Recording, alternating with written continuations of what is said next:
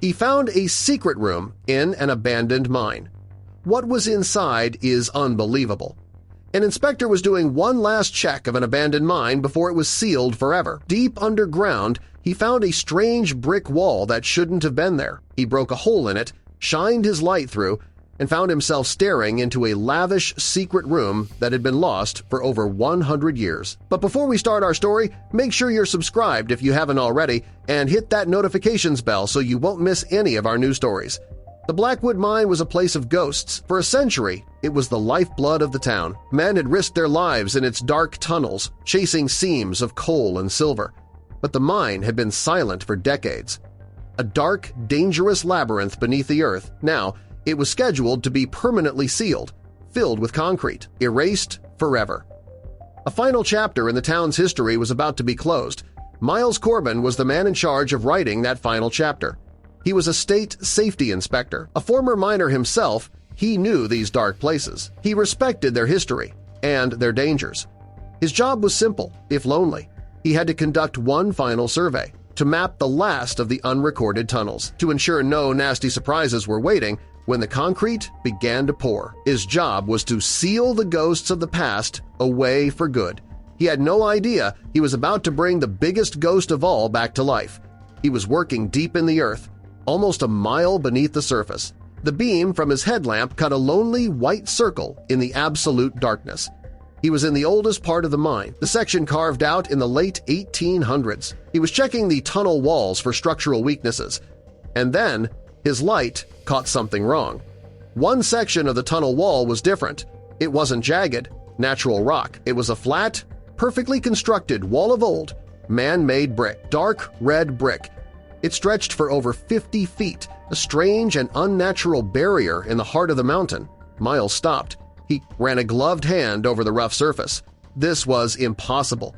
He pulled out his laminated blueprints of the mine. He checked them again and again. The wall wasn't there. According to the official record, he should be looking at a solid wall of granite. This structure did not exist. A cold knot of curiosity and unease began to form in his stomach. This wasn't a support wall, he thought. The construction is wrong. This is a barrier. It was built to hide something. All his training told him to report it and leave, to let the engineers handle it. But the mystery was too powerful. Who would build such a wall, so deep underground, and leave it off the plans? What were they sealing in? He just had to know. He lifted the hammer and struck one of the bricks in the center of the wall. The sharp crack of the impact was unnaturally loud in the deep silence. He struck it again, and again. The mortar began to crumble. He worked for 10 minutes, the sound of his hammering echoing down the empty tunnels. He worked until he had created a small hole, just big enough to peer through. His heart was pounding. He leaned forward and shined his powerful headlamp into the darkness beyond. He expected to see another tunnel, or a natural cave, or maybe just more rock. But the beam from his headlamp didn't hit rock. It didn't hit anything for 50 feet.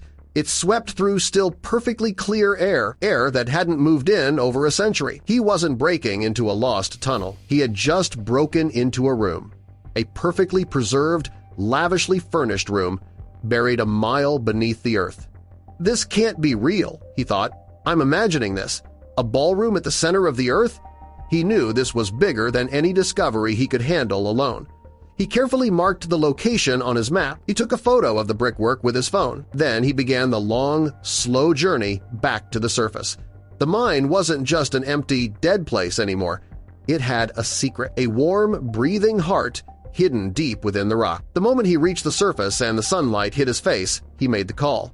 The plan to seal the Blackwood mine was immediately put on hold. Within days, a small, expert team was assembled, a structural engineer, the town's lead historian, a woman named Dr. Evans, and Miles. They descended back into the darkness together. When Dr. Evans saw the brick wall for herself, she was speechless. "It's built in a late Victorian style," she whispered, running her hand over the bricks. "Around 1890, but this should not be here." The team spent the next 2 days methodically and carefully taking down the wall. They worked with the reverence of archaeologists opening a pharaoh's tomb. With the final section of bricks removed, they stood together at the threshold. And for the first time in over a century, the room was revealed.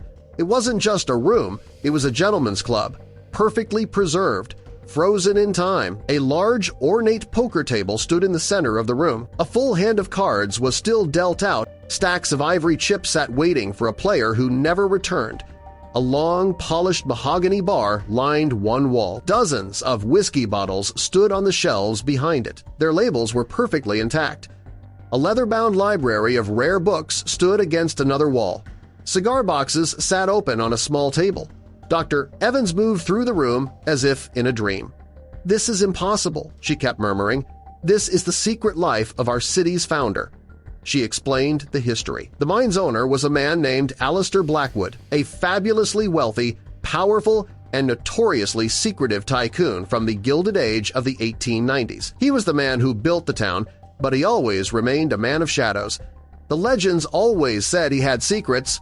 "Doctor," Evans said, "we just never knew they were this literal." The truth was astounding. Blackwood had used his own mine and a small team of his most loyal workers to build this lavish, completely soundproof hideout. It was a place for him and his powerful friends, a secret club where deals could be made, fortunes could be won and lost, and the history of the city could be written, all in total secrecy, a mile beneath the prying eyes of the world. And then, on a small writing desk in the corner, they found it, Alistair Blackwood's personal journal. The pages were brittle, but the ink was clear. The journal detailed the secret meetings held in this room. It revealed the backroom deals and the political intrigues that had truly shaped the city. It wasn't just a historical curiosity. It was a document that would literally rewrite the town's history books. The whiskey was later tested. It was a 130-year-old single malt. A single bottle was worth a fortune.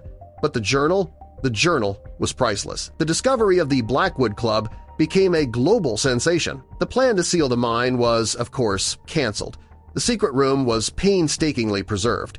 It became one of the most unique historical landmarks in the world, a museum exhibit deep inside the earth. Miles often went back to visit. He would stand at the entrance to the room and look at the poker table. He had been sent into the mine to close a final chapter, to seal it in concrete and darkness forever. Instead, he had opened a door to the city's secret heart.